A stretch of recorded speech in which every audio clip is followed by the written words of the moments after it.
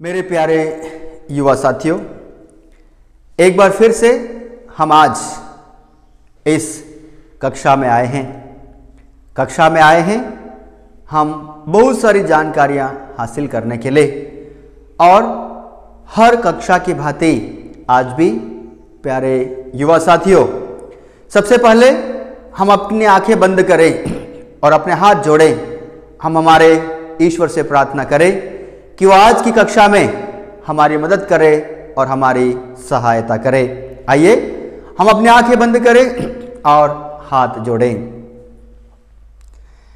हे सर्वशक्तिमान पिता ईश्वर, हम आपको धन्यवाद देते हैं इस समय के लिए, इस घड़ी के लिए जब आपने हम सबको यहाँ पर बुलाया है।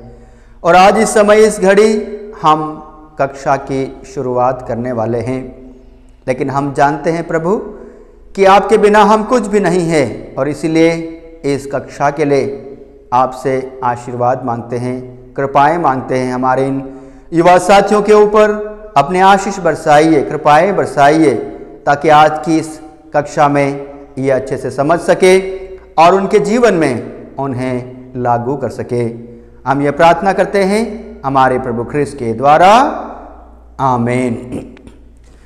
तो मेरे प्यारे युवा साथियों, एक बार पुनः हम आज इस कक्षा में आए हैं और मैंने आपको पिछली कक्षा में कुछ प्रश्न दिए थे और उन प्रश्नों का जवाब आप लोगों ने जरूर सीखा होगा, आप लोगों ने उन प्रश्नों को याद किया होगा, लेकिन एक बार फिर से मैं उन प्रश्नों का आप लोगों को जवाब देना चाहता हूं।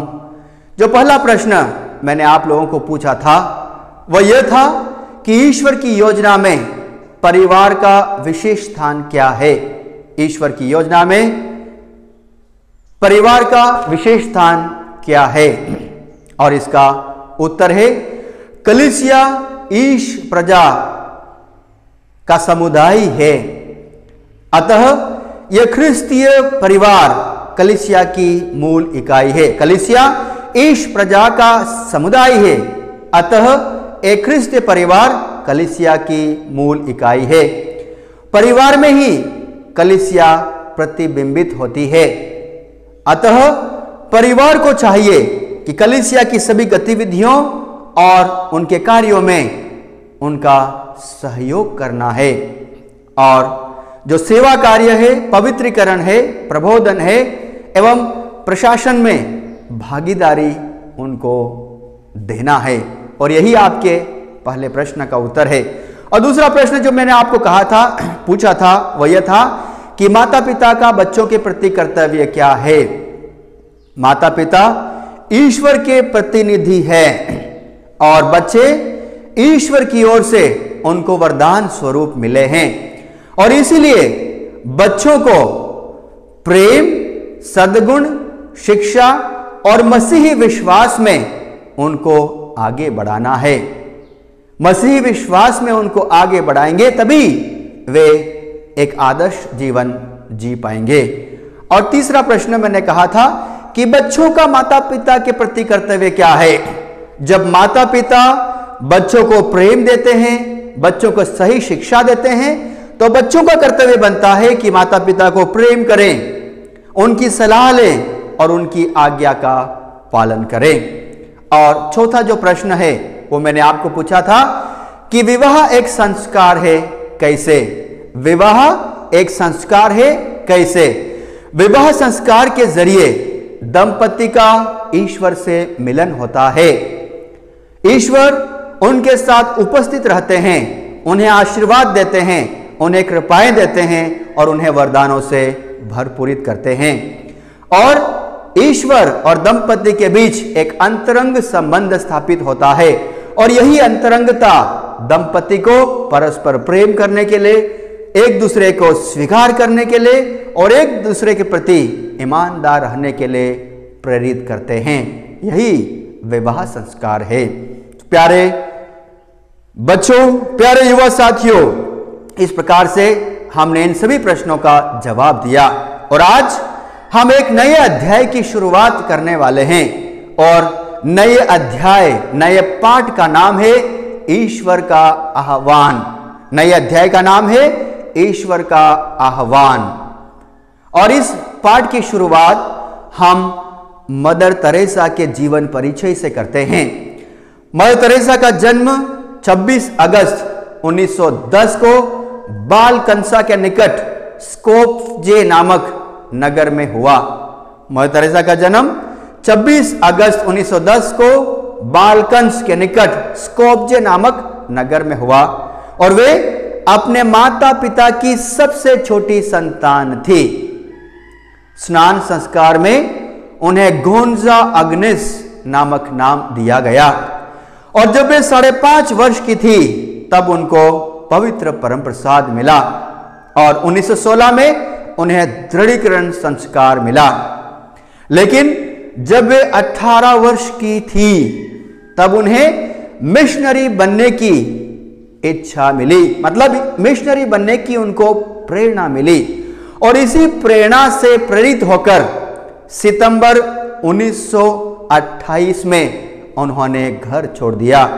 सितंबर 1928 में उन्होंने घर छोड़ दिया और धन्य कुंवारी मरियम की संस्था में उन्होंने प्रवेश किया, जो कि आयरलैंड की लोरेटो की धर्म बहनों के नाम से विख्यात है।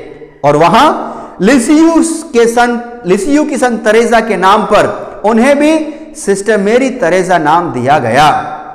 दिसंबर में उन्होंने भारत प्रस्थान का सोचा और 6 जनवरी 1929 वे भारत के कोलकाता पहुंची और वहां 1931 में प्रथम व्रत धारण करने के बाद वे कोलकाता की लोरेटो की कम्युनिटी में उनको नियुक्ति दी गई, जहां पर सेंट मेरी स्कूल फॉर गर्ल्स में उन्होंने अध्यापन कार्य किया और 24 मई 1937 में आजीवन व्रत धारण किया और 10 सितंबर 1946 जब वे अपनी वार्षिक आध्यात्मिक साधना के लिए ट्रेन से दार्जिलिंग जा रही थी, वहां उन्हें अपने बुलाहट की नई प्रेरणा मिली और 2 वर्षों के परीक्षण के बाद नई जीवन शैली की उनको अनुमति मिली और 17 अगस्त 1948 लोरेटो कॉन्वेंट छोड़कर उन्होंने सफेद नीली किनारे वाली साड़ी पहनकर निर्धनों की दुनिया में उन्होंने प्रवेश किया और पटना में मेडिकल मिशन सिस्टर्स के पास अल्पकालिक औपचारिक अध्ययन के बाद सिस्टर तेरेसा पुनः कोलकाता लौट आई और वहां उन्होंने निर्धनों की छोटी धर्म बहनों के पास अस्थायी रूप से वे रहने लगी और 21 दिसंबर प्रथम बार उन्होंने झुग्गी झोपड़ी में प्रवेश किया। 21 दिसंबर पहली बार वे झुग्गी झोपड़ी में गई और 7 अक्टूबर 1950 में आधिकारिक रूप से उन्होंने मिशनरीज ऑफ चैरिटी की स्थापना की। 7 अक्टूबर 1950 में आधिकारिक रूप से मिशनरीज ऑफ चैरिटी धर्म समाज की धर्म संघ की उन्होंने स्थापना की, क्योंकि जब वे झुग्गी झोपड़ी में गए, झुग्गी झोपड़ी को देखकर उन्हें तरस आया और उन्हें बुलाहट मिली, प्रेरणा मिली कि ईश्वर उनको इनकी सेवा के लिए आमंत्रित कर रहा है और इसीलिए उन्होंने मिशनरीज ऑफ चैरिटी धर्म संघ की स्थापना की। 1960 के बाद भारत के अन्य प्रदेशों और विदेशों में भी उन्होंने अपनी सिस्टरों को भेजना प्रारंभ किया ताकि उनकी सिस्टरें अलग अलग देश जाकर लोगों की सेवा कर सके। और 1962 में उनके कार्यों के लिए, उनके अच्छे कार्यों के लिए, उनकी सेवा के लिए उन्हें पद्मश्री और 1971 में उनको नोबल शांति पुरस्कार दिया गया। यह अपने आप में एक बहुत बड़ी बात है कि मदर तेरेसा को पद्मश्री और नोबल शांति पुरस्कार से नवाजा गया। गंभीर स्वास्थ्य समस्याओं के बावजूद उन्होंने अपनी संस्था का संचालन किया और 1997 में करीब 4000 धर्म बहनों की संख्या हो गई, जो 123 देशों के 610 धर्म संस्थानों में कार्य कर रही थी।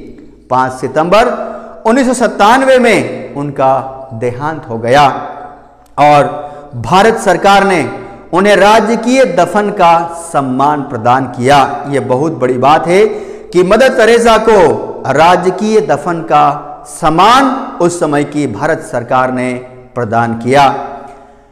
संत पापा योहन पौलुस द्वितीय ने 20 दिसंबर 2002 को संत घोषित करने संबंधी प्रक्रिया प्रारंभ करने की अनुमति दी और 19 अक्टूबर 2003 में वे धन्य घोषित की गई। उनको धन्य घोषित किया गया और 4 सितंबर 2016 में वे संत घोषित की गई। 4 सितंबर 2016 में वे धन्य घोषित की गई। प्यारे युवा साथियों, संत तेरेसा, मदर तेरेसा का जीवन आप लोग देखते हैं कि किस प्रकार से उन्होंने ईश्वर की बुलाहट को स्वीकार किया और भारत देश आई।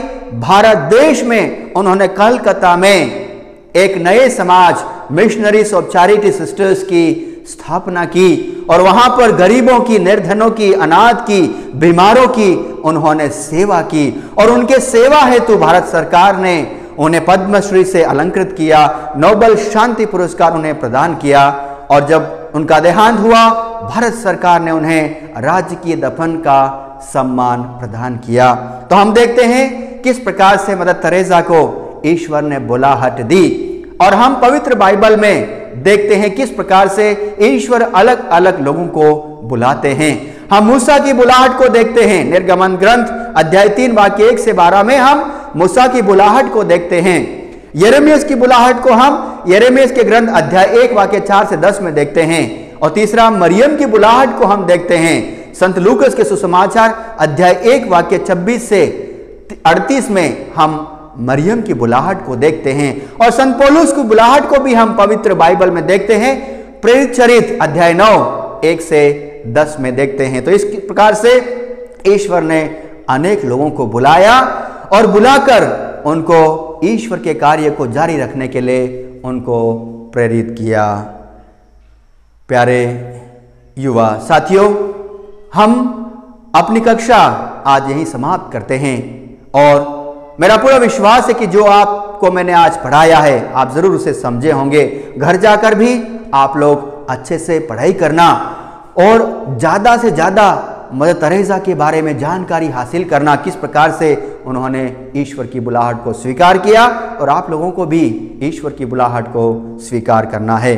तो हम आज की कक्षा यहीं समाप्त करते हैं। तब तक के लिए आप सभी को जय यीशु।